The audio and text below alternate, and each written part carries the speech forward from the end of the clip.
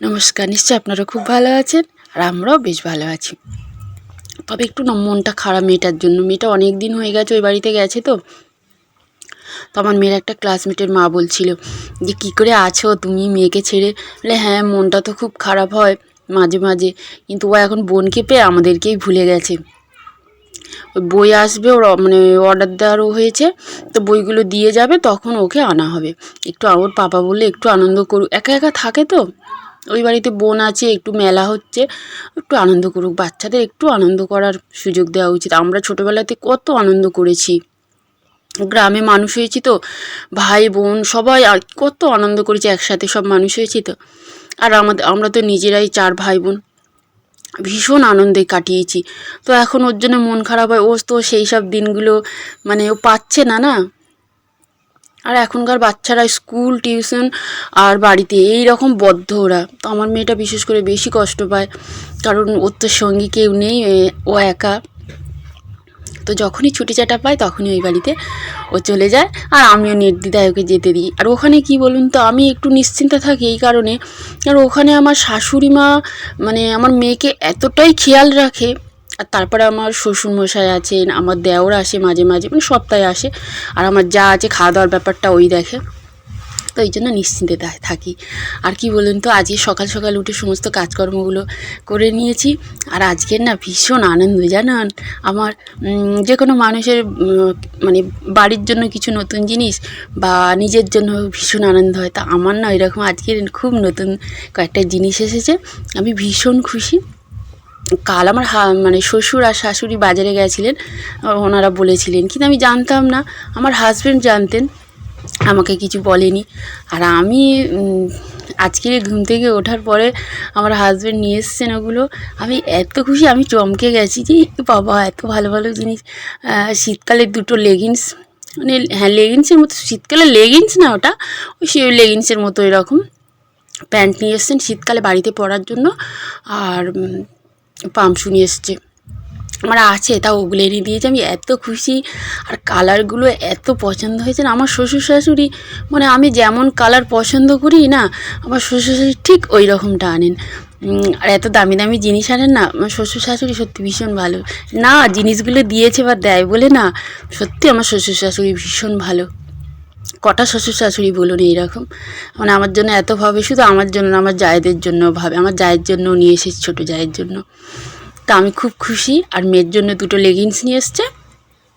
ওর এত না মানে এত 5-6টা লেগিংস, ও তো স্কুলে ওদের সাদা লেগিংস আর অন্য অন্য কালারের লেগিংসগুলো বাড়িতে পারে, ওগুলো শুধু স্কুলে পরে যায় আর শুধু ফেটে যায়। তো মা কিনে নিয়ে এসছে 2টো এমনি সুইচ কটন আর সুতি মিক্সড প্যান্ট নিয়ে এসছে, যে ওগুলো একটু সেলাই করে পরিয়ে দেবো, মানে সরু করে। প্রথমে ভেবেছিল টেলার্স থেকে তৈরি করবে, তারপর শাশুড়ি একদিন বাজারে গিয়ে ওগুলো নিয়ে এসছে। এবার মেয়ে কিছুতেই পরবে না, কান্না করছে, না আমি লেগিংস ছাড়া আমি কিছুই পরবো না। তারপরে ওর জন্য 2টো লেগিংস নিয়ে এসছে, দেখা যায় এই 2টো আবার কতদিন হয়। তা মানে আমার জায়ের জন্য এরকম কালার নিয়ে এসছে, আর আমারও নীল কালার ভীষণ পছন্দ, আর আমার জুতোটা খুব পছন্দ হয়েছে। যখন এনেছে আমার এত আনন্দ হচ্ছে। আর আজকের আবার সব কিছুই আনন্দে কাটালাম। রান্নাবান্নাগুলো খুব ভালো হয়েছে। কালকে না ফুলকপির মোটা মোটা ডাঁটা দিয়ে আর কচু দিয়ে রান্না করেছিলাম, আর বাঁধাকপিটা রান্না করেছিলাম, খেয়ে নিয়েছি কাল রাতে। আর ওলকপির তরকারি তো আমরা দুজন খেতে পারিনি, একটু বেশি করেছিলাম, তা আজকে গরম করে নিয়েছি। তা হাজব্যান্ড বললেন চিংড়ি মাছ দাওনি, ভালো আমি খাবো না কচু আর ফুলকপির ডাঁটা। আমার এত ভালো লাগছে তরকারিটা খেতে, কত তরকারি আমি একাই খেলাম। আর খেতে বসে আমি যে এমন করছিলাম, মানে নতুন নতুন জিনিস এসেছে, আর খাওয়াটাও বেশ ভালো হয়েছে।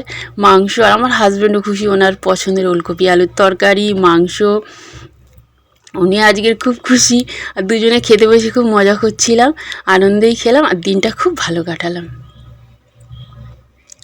আর জানেন তো, আর আজকের হাজব্যান্ড এসে বাইরে থেকে এসে বলছেন তুমি তো আমাকে ভূমিটা কমাতেই দেবে না। আমি বলি কেন, আমি কি করলাম? বলে যত আমি ভুঁড়িটা কমাবো ভাবছি, তুমি তুমি এত টেস্টি টেস্টি রান্না করছো আর এত তরকারি, আমার ভুঁড়িটা কী করে কমবে? আমি বলি আশ্চর্য তো, আমি মানে অবাক হয়ে গেছিলাম। তুমি ভুঁড়ি কমাবে, আমি কী করলাম? আসলে বলেন ভুঁড়িটা না খুব বেশি বেড়ে যাচ্ছে। আর উনি খেতে তো খুব ভালোবাসেন, আর শীতকালে সবজি প্রত্যেক মানুষই খেতে ভালোবাসে, সব রকমের সবজি শীতকালের কিন্তু খেতে ভালো লাগে, তাই না বলো? আমার তো ভীষণ ভালো লাগে। আর উনি কিছু কিছু শীতকালের সবজি আরও বেশি ভালোবাসেন, ফুলকপি, বাঁধাকপি, ওলকপি, তারপরে কুমড়ো, এগুলো খেতে খুব ভালোবাসেন, জানেন তো?